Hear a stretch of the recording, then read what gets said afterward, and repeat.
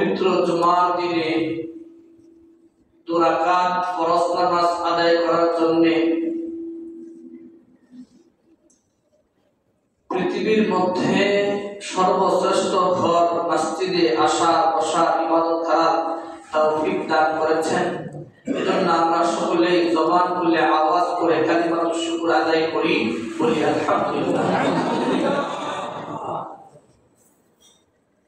মুহতারাম হাজিরিন, আল্লাহ সুবহানাহু ওয়া তাআলার দরবারে আরো শুকর আদায় করি যে আল্লাহ সুবহানাহু ওয়া তাআলা আমাদেরকে 1446 হিজরি সনের 3য় নম্বর মাস রবিউল আউয়াল মাস, এই রবিউল আউয়াল মাসের 4র্থ নম্বর জুমায় আল্লাহ সুবহানাহু ওয়া তাআলা আমাদেরকে বিভিন্ন প্রকারের কাজকাম থেকে বাড়ি করে মাসিয়াতের পরিবেশ থেকে ধরে ধরে গুনার পরিবেশ থেকে যাচাই বাছাই করে সুস্থতার নিয়ামত দিয়ে আল্লাহ সুবহানাহু ওয়া তাআলার নেক দৃষ্টি দিয়ে আল্লাহ সুবহানাহু ওয়া তাআলার রহমতের চাদর দ্বারা বেষ্টন করে আল্লাহ সুবহানাহু ওয়া তাআলা আমাদেরকে সযত্নে তার ইবাদতখানায় ইবাদত করার জন্য কবুল করেছেন। পাশাপাশি কোরআন এবং সুন্নাহ থেকে কথাবার্তা শোনার তৌফিক দান করেছেন। এজন্য আমরা আবারও জবান খুলে আওয়াজ করে কালিমাতুশ শুকর আদায় করি, বলি আলহামদুলিল্লাহ। মুহতারাম হাজিরিন, আমরা আলোচনা শুনছি আল্লাহর রাসূল সাল্লাল্লাহু আলাইহি ওয়াসাল্লাম এর বংশ পরিচয় সম্পর্কে। যেহেতু এটা রবিউল আউয়াল মাস, আল্লাহ রাসূল সাল্লাল্লাহু আলাইহি ওয়াসাল্লামের জন্মের মাস, মৃত্যুর মাস, এজন্য আমরা রবিউল আউয়াল মাস শুরু থেকে দুজাহানের বাদশা রাহমাতুল আলামিন এর সিরাত নিয়ে আলোচনা শুনছি। তা আমরা আলোচনা শুনছি আল্লাহ রাসূল সাল্লাল্লাহু আলাইহি ওয়াসাল্লাম এর বংশ পরিচয় সম্পর্কে। আল্লাহ রাসূল সাল্লাল্লাহু আলাইহি ওয়াসাল্লাম এর দাদা জান আব্দুল মুত্তালিব থেকে আদনান, আদনান থেকে ইসমাঈল, ইসমাঈল থেকে ইসমাঈল আলাইহিস সালামের পিতা হলেন ইব্রাহিম, ইব্রাহিম আলাইহিস সালাম থেকে আদম আলাইহিস সালাম, এই আদম আলাইহিস সালাম থেকে আল্লাহ রাসূল সাল্লাল্লাহু আলাইহি ওয়াসাল্লাম এর দাদা জান আব্দুল মুত্তালিব পর্যন্ত সংক্ষিপ্ত আকারে বংশ পরিচয়ের আলোচনা শুনেছি। মুহতারাম হাজিরিন, আজকে আমরা আলোচনা শুনব আল্লাহ রাসূল সাল্লাল্লাহু আলাইহি ওয়াসাল্লাম এর দাদা জান আব্দুল মুত্তালিব সম্পর্কে, আব্দুল মুত্তালিব এর জীবনী সম্পর্কে। প্রিয় মুসলমান ভাইরা আমার, যে আমরা গত জুমায় আলোচনা শুনেছি যে আব্দুল মুত্তালিব এর আসল নাম ছিল শাইবা। শাইবা থেকে কিভাবে আব্দুল মুত্তালিব হলো? আব্দুল মুত্তালিব এর পিতার নাম হলো হাশেম। হাশেমের 4 ছেলে 5 মেয়ে। এই 4 ছেলের মধ্যে এক ছেলে হলেন আব্দুল মুত্তালিব। এই আব্দুল মুত্তালিব যখন মায়ের গর্ভে, তখন হাশেম ইন্তেকাল করেন। এই আব্দুল মুত্তালিব মদিনায় তিনি বড় হয়েছেন ছেলেমেয়েদের দেশে। 7 বছর বয়স যখন, তখন আব্দুল মুত্তালিবের চাচা হাশেমের ভাই মুত্তালিব তাকে নিয়ে আসলেন।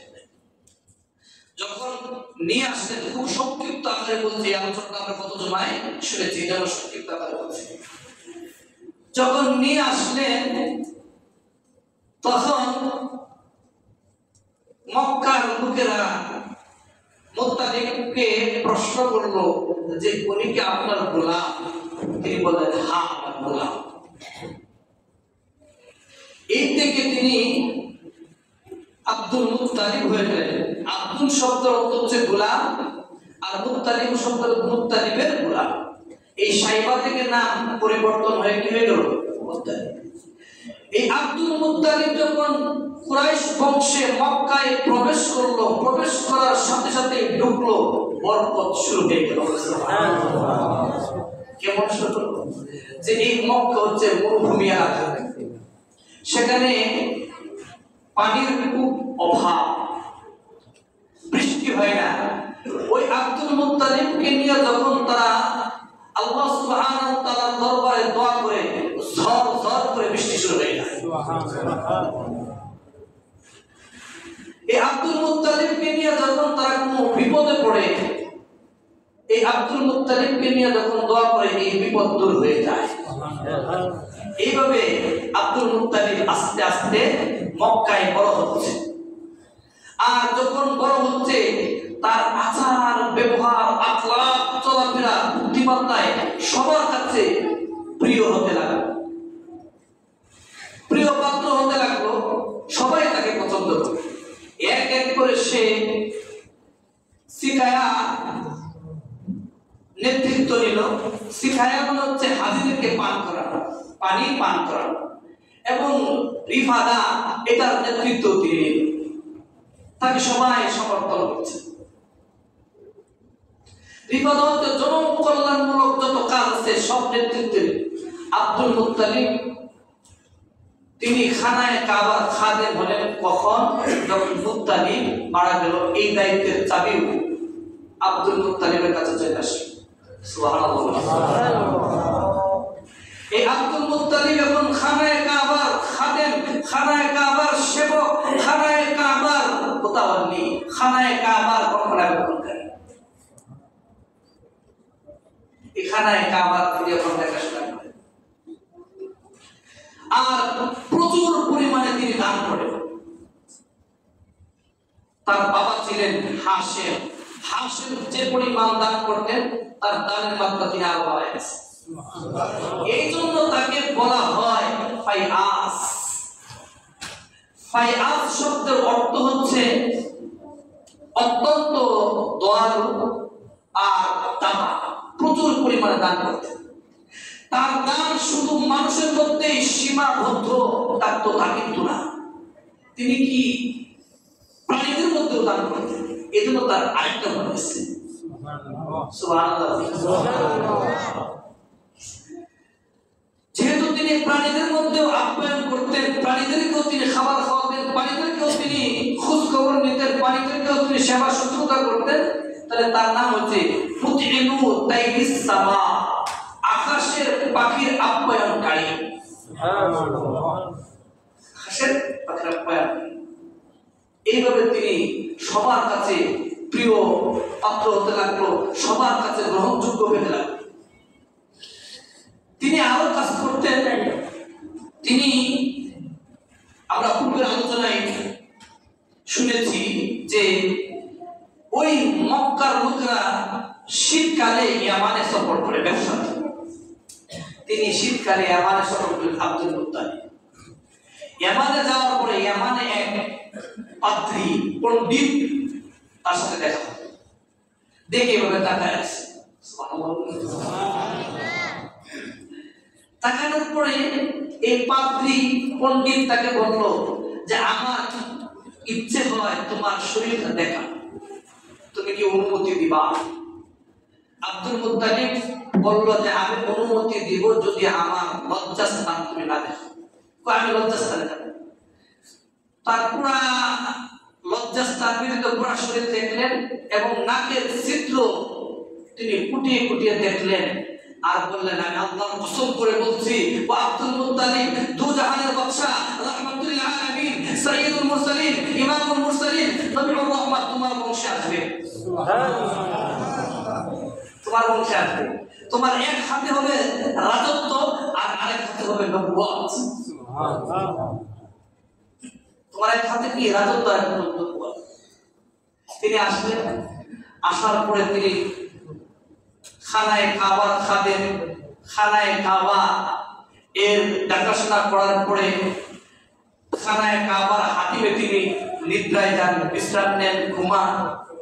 আর চিন্তা করেন যে ওই মক্কার মধ্যে যারা হাজিরা হজ করতে আসে, ওই হাজিদের পানি পান করার যদি একটা ব্যবস্থা হতো খুব ভালো হতো।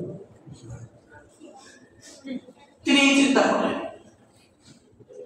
আর ওই দিক দিয়ে ইয়ামান থেকে জুরহুম গোত্র ওই খানায় কাবার চারপাশে ছিল। তখন তারা ওই জমজম কূপকে তারা বন্ধ করে দিল।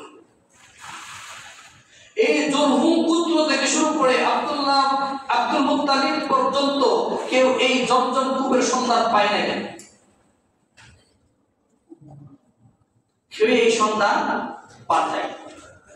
তিনি একদিন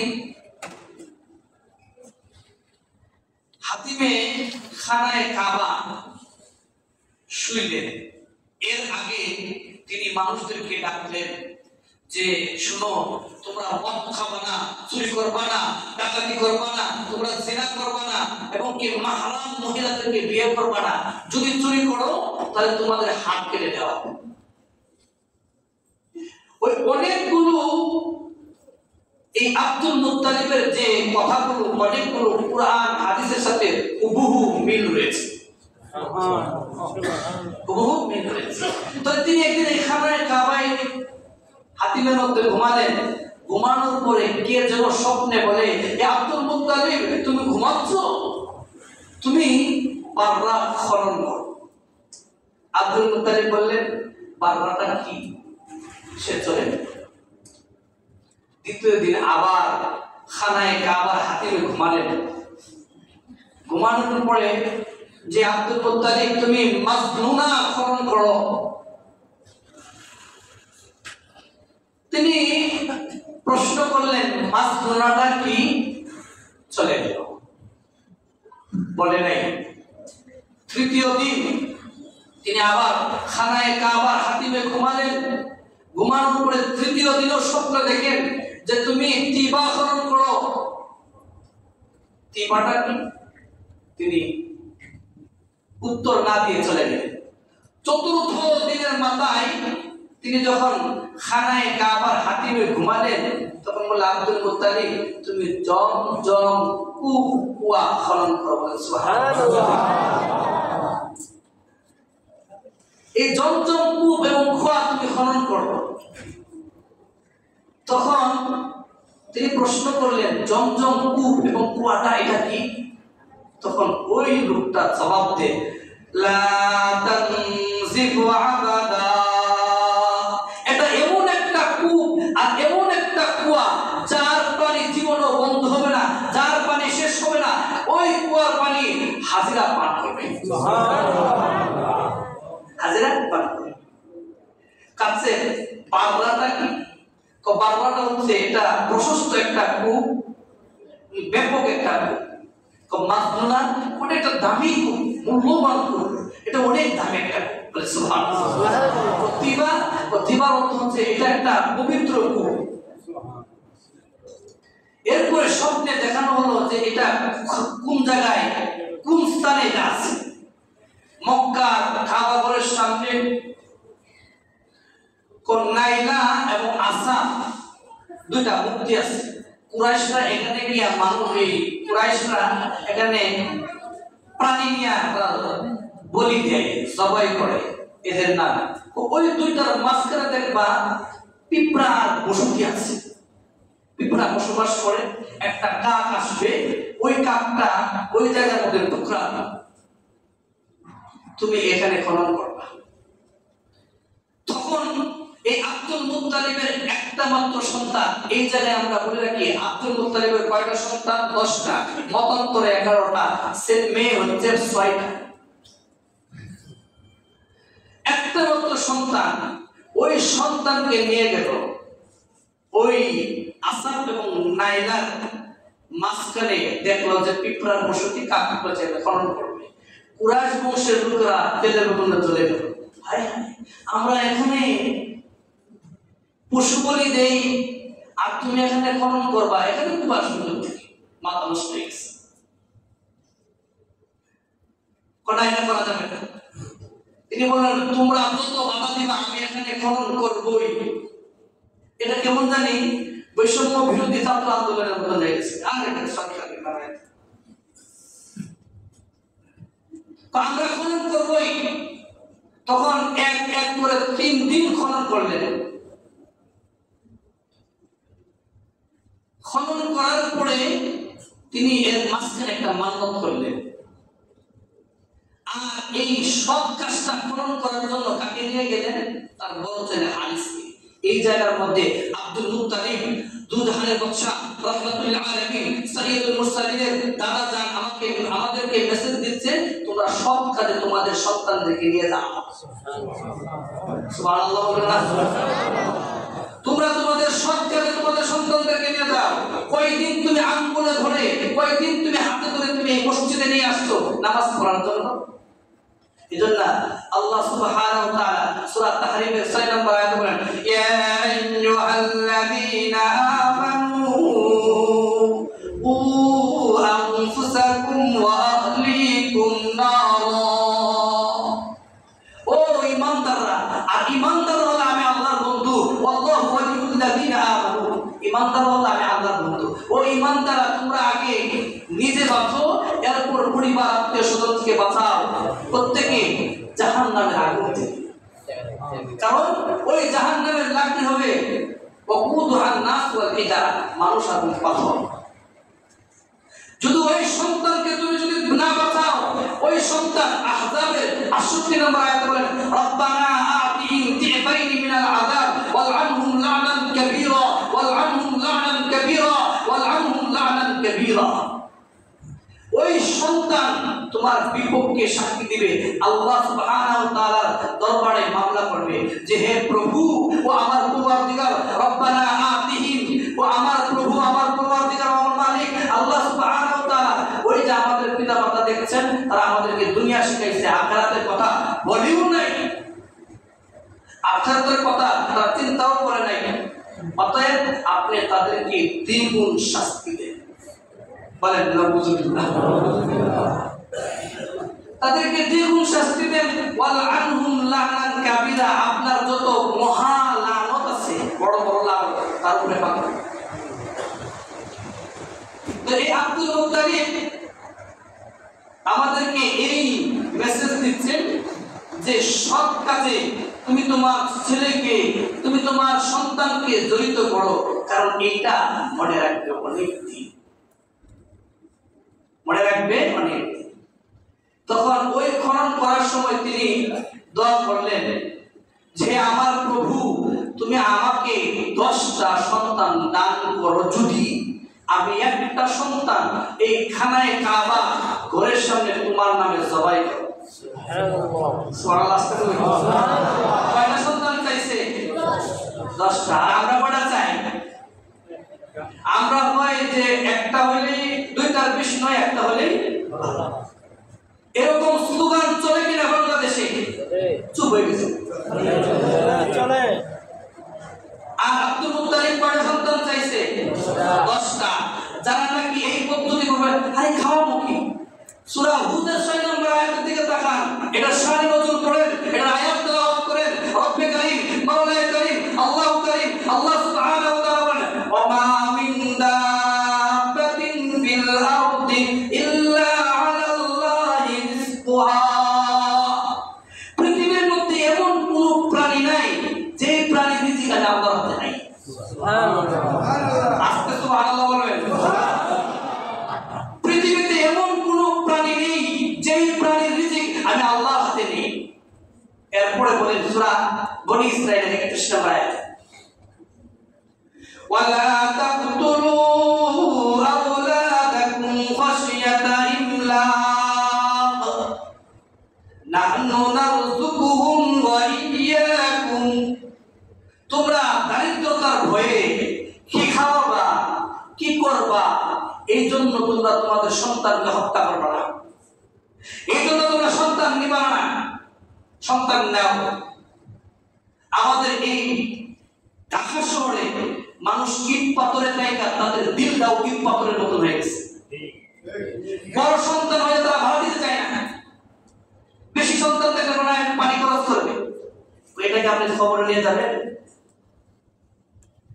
এরা মানুষ বেশি, এরা অপচয় করবে বেশি, এরা নষ্ট করবে বেশি, তাই তারা এখানে খবরে নিয়ে দেয়। ঠিক না ঠিক? তখন বলে যে দারিদ্রতার ভয়ে কি খাওয়াবা, এই ভয়ে তোমরা তোমাদের সন্তানকে হত্যা করবে না। নাহনু নারযুকুহুম ওয়া ইয়্যাকুম, আমি রব্বে কারীম, আমি মাওলায়ে কারীম, আমি আল্লাহু কারীম, আমি আল্লাহ সুবহানাহু ওয়া তাআলা তাদেরকে খাওয়াই, তোমাদেরকে খাওয়াই। সুবহানাল্লাহ। কেমনে খাওয়াই? সূরা ওয়াকিয়ার মধ্যে আফরাআইতুম মা তা'রুসুন, তোমরা যে বীজ বপন করো, জমিনের মধ্যে বীজ পালাও, এটা অঙ্কুরিত করে কে?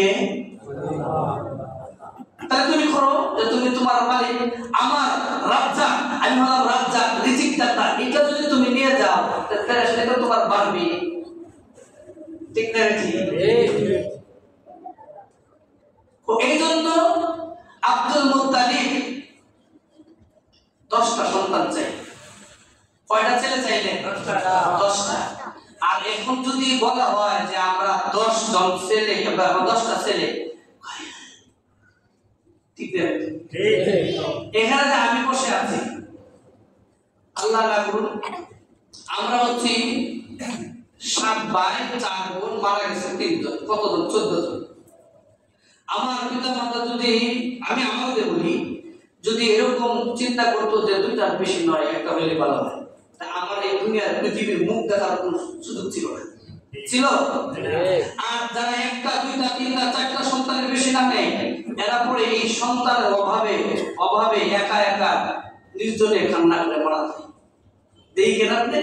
তাদের সাথে ছেলে মেয়ে নাই, কানাডা, অস্ট্রেলিয়া, আমেরিকায় থাকে তারা। যাই হোক, ওই আব্দুল মুত্তালিব আল্লাহ সুবহানাহু ওয়া তাআলার দরবারে বলল, হে আল্লাহ, তুমি যদি আমাকে 10টা সন্তান দান করো, আমি একটা সন্তান তোমার রাস্তায় জবাই করব। এরপরে তিনি খনন করা শুরু করলেন, এই পানির ঝর্ণা প্রবাহিত হলো। এরপর তিনি চিৎকার দিয়ে বললেন, আল্লাহু আকবার, আল্লাহু আকবার। এরপরে বলেন না, হাযা তুয়া ইসমাঈল, এটাই তো ইসমাঈল আলাইহিস সালামের কুয়া, এটাই তো ইসমাঈল আলাইহিস সালামের কূপ। এই কূপ যখন পাইছে, এখন কুরাইশরা বলে, এটা তো ইসমাঈল আলাইহিস সালামের কূপ, এটা আমরা পাই।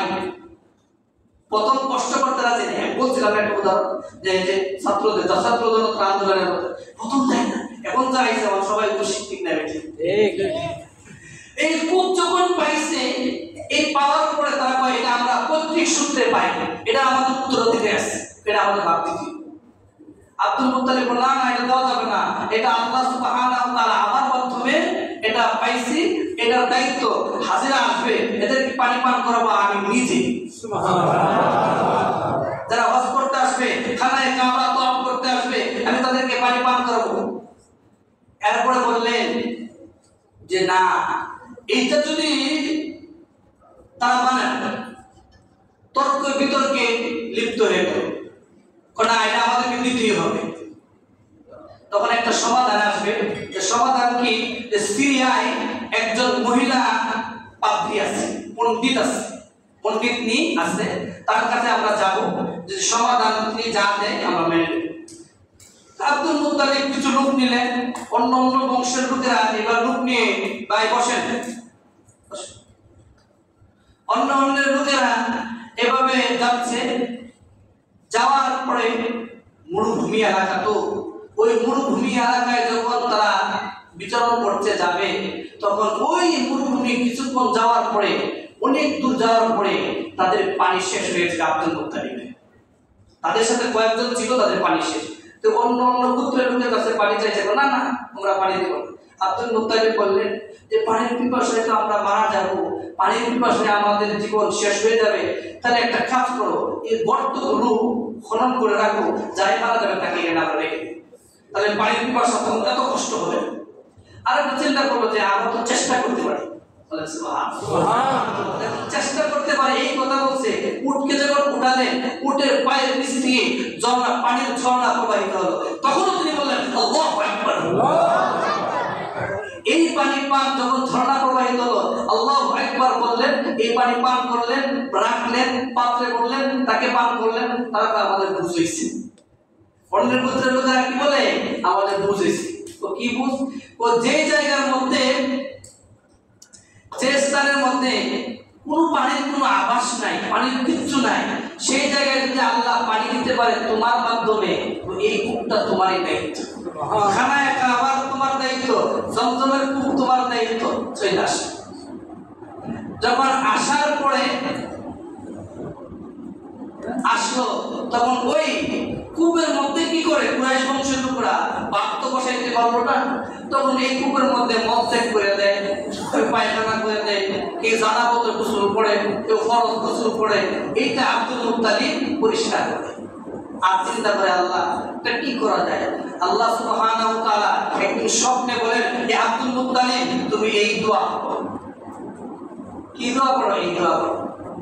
দোয়া হচ্ছে আল্লাহুম্মা ইন্নী লা উহিল্লু আলি মুক্তাসিলিন ওয়ালাকিন হিয়া লিশারিবিন হিল। হে আল্লাহ, আমি এই কূপকে, জমজম কূপকে গোসলকারীদের জন্য হালাল করি নাই, এটা শুধু, কিন্তু এটা হালাল করেছি যারা পানি পান করবে। বলেন সুবহানাল্লাহ। এটা শুধু গোসলকারীদের জন্য আমি এটা হালাল করি নাই। এর পরবর্তীতে যারা গোসল করত তাদের অনেক বড় রূপ হয়ে যেত, এই রূপে তারা মারাও যেত। এরপরে তারা গোসল করে। আর এই পানি যদি কেউ পান করে তাহলে এটার মধ্যে 23-এরও বেশি শেফা রয়েছে। এই পানির মধ্যে যদি কেউ 21 বার ইয়াসিন সূরা পড়ে ফু দেয়, ফু দেওয়ার পরে পানি পান করে, তার যে রোগ আছে সব ভালো হয়ে যায়। এই পানির বরকত, ওই পানির ফজিলত, এই পানি কেমনে, এর এক দুইটা ঘটনা বলি। এক ব্যক্তি মক্কার মধ্যে আটার ফুল খাইছে, আটার ফুলের মধ্যে সুই ঢুকানো ছিল, আটার এইভাবে ঢুকানো ছিল, সে বুঝে ফুল যখন খাইছে, খাওয়ার পরে গলার মধ্যে আটার এইভাবে আসছে, এদিকেও যায় না ওইদিকেও যায়। কি একটা কষ্ট! এত উন্নত মানের চিকিৎসা তখন ছিল না। তখন এক ব্যক্তি বলল, তুমি জমজমের পানি পান করো, আল্লাহ তোমাকে শেফা দেন। জমজমের পানি পান করলো, সঙ্গে সঙ্গে তার এই সুই চলে গেল। আরেক ব্যক্তি জেদ্দায় লোহিত সাগরে গেছে, এত ঢেউ উঠছে, ঢেউয়ের কারণে তারা এই নৌকা নিয়ে আসতে পারছে। জমজমের পানি এই সমুদ্রে ফেলে দিল, এই ঢেউ মুক্ত হয়ে গেল। এরকম যারা হজ করে আসে তারা বলে অনেক ক্ষুধা, অনেক কিছু। জমজমের পানি পান করার পরে আর ক্ষুধা, এই জন্য এই পানি পান করার সময় একটা দোয়া করবে, আল্লাহুম্মা ইন্নী আসআলুকা ইলমান নাফিআন ওয়া রিজকান ওয়াসিআন ওয়া আমালান সালিহান ওয়া শিফাআন মিন কুল্লি দা।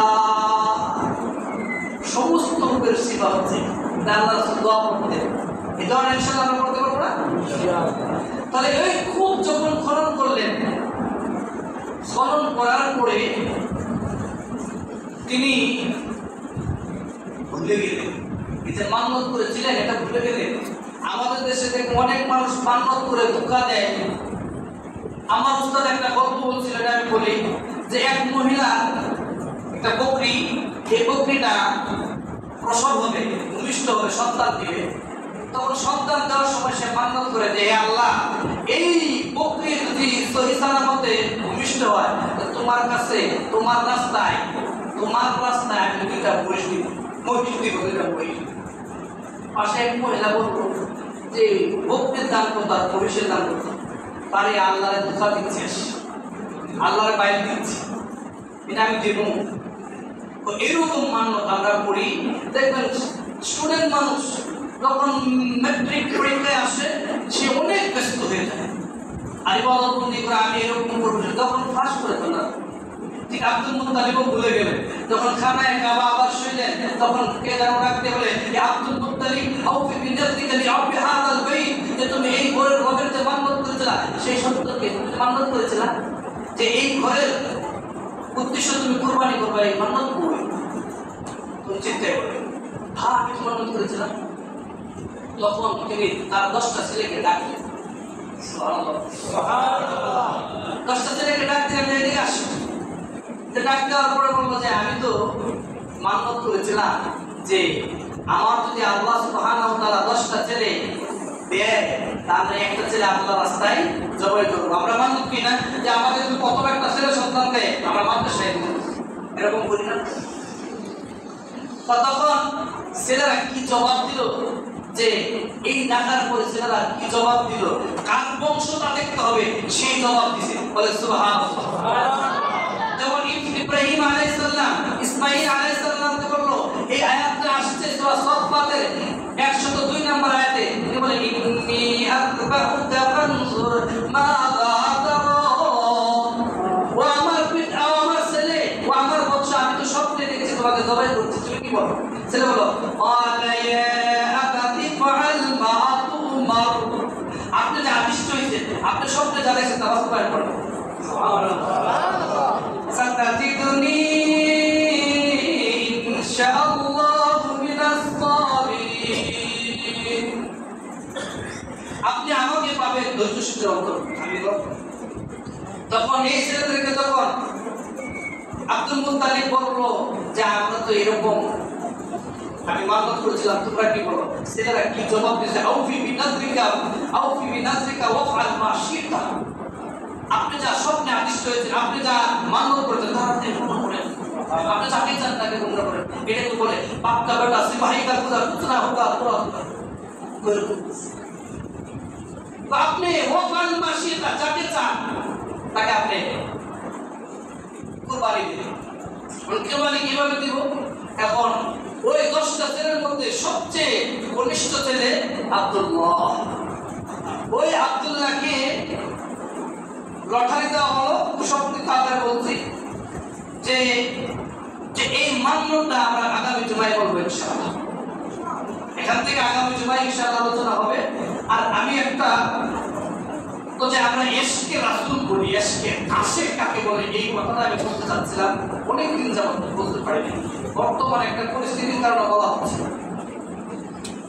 বুখারী শরীফের 12 নম্বর হাদিস, লা ইউমিনু আহাদুকুম হাত্তা আকুনা হাব্বা ইলাইহি মিন ওয়ালিদিহি ওয়া ওয়ালাদিহি ওয়ান নাসি আজমাইন। কোন ব্যক্তি প্রকৃত মুমিন হতে পারবে না যে পর্যন্ত না আমি তার কাছে অধিক প্রিয় হব তার পিতা মাতার চেয়ে, তার সন্তানের চেয়ে, সকল মানুষের চেয়ে। যখন আমি তার কাছে প্রিয় না হতে পারবো তখন সে প্রকৃত মুমিন হতে পারবে না, সে আশিক রাসূল হতে পারবে। এর একটা উদাহরণ ছিল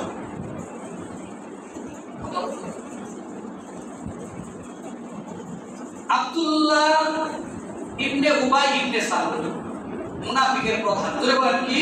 মুনাফিকের প্রধান আব্দুল্লাহ ইবনে উবাই ইবনে সালুল।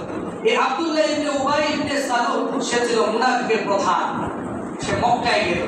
মক্কায় যাওয়ার পরে মক্কার কুরাইশ বংশের কাফেরদের সাথে বলছে, আমি যদি মদিনায় যাই, মদিনায় যাওয়ার পরে এই দুজাহানের বাচ্চা যেটা কি নিজেকে নবী দাবি করে তাকে বের করে দেব। বলে নাউজুবিল্লাহ। তখন এই মুনাফিকের প্রধান আব্দুল্লাহ ইবনে উবাই ইবনে সালুল এর ছেলের নাম হচ্ছে আব্দুল্লাহ। তিনি ছিল খাঁটি মুমিন। তিনি ছিল খাঁটি মুমিন।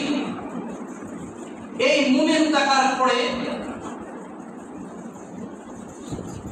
তিনি আল্লাহ সাল্লাল্লাহু আলাইহি সাল্লামের দরবারে গেলেন। কে বললেন, হে আল্লাহ, আপনি যদি আমাকে অনুমতি দেন যে আমি আমার বাবার মাথাটা নিয়ে আসবো আপনার সামনে। কারণ সে কত বড় স্পর্ধা, কত বড় সাহস আপনার নামে আপনাকে বলে এই মদিনা থেকে বের করে দিবে। আল্লাহ রাসূল না এটা করা, আল্লাহ রাসূল না এটা করা। তখন তিনি চলে গেল। তখন এই আব্দুল্লাহ মদিনার প্রবেশ পথে এসে দাঁড়াইছে।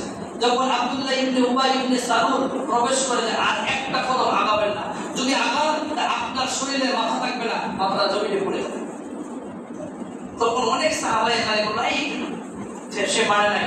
যখন দু জাহানের বাদশা রাহমাতুল আলামিন সাইয়্যিদুল মুরসালিন ইমামুল মুরসালিন বললেন যে না তাকে প্রবেশ করতে দাও, তখন চাচ্ছে যে বাবা আমার আল্লাহর রাসূল সাল্লাল্লাহু আলাইহি সাল্লাম যেহেতু বলছে যেন তোমাকে মদিনায় প্রবেশ করতে দিলাম, আর যদি আমার রাসূল না বলতো যে তোমাকে মদিনায় তোমার জন্য হারাম হয়ে গেছিল। আর আমাদের বর্তমান সমাজে এই ইন্ডিয়াতে মুম্বাইয়ে ইসলামকে নিয়ে আল্লাহ রাসূল সাল্লাল্লাহু আলাইহি সাল্লাম দু জাহানের বাদশা রাহমাতুল আলামিনকে নিয়ে তারা অপমাননা করে। আর আমরা ঘুমাই, আমরা সেই আশেক আছি। আমরা বলতে চাই যদি আমাদের রাসূলের নামে কেউ চোখ তুলে তার চোখ উড়ে যাবে, যদি কেউ হাত ধরে তার হাত ভেঙে উঠবে, এবং আমরা তাদের দাঁত বন্ধা জবাব দেবো, ঠিক না বেশি? এই জন্য এই হাদিস লা ইউমিনু আহাদুকুম হাত্তা আকুনা হাব্বা ইলাইহি বিওয়ালিদিহি ওয়া ওয়ালাদিহি ওয়ান নাস আজমাইন। আল্লাহ রাসূল সাল্লাল্লাহু আলাইহি সাল্লাম বলেন কেউ প্রকৃত মুমিন হতে পারবে না যে পর্যন্ত না আমি তার কাছে তার ছেলে তার পিতা এবং যত মানুষ আছে সকলের চেয়ে আমি তার কাছে প্রিয়। এর উদাহরণ আব্দুল্লাহ উবাই ইবনে সালুল এর ছেলে দেখা গেছে। মোহতারাম হাজির, আমাদেরকে রাসূলকে আমাদেরকে বেশি ভালোবাসা এবং তার পথ অনুসরণ করার তৌফিক দান করুন। শুরু আমিন আমিন ওয়া আলহামদুলিল্লাহি আলামিন।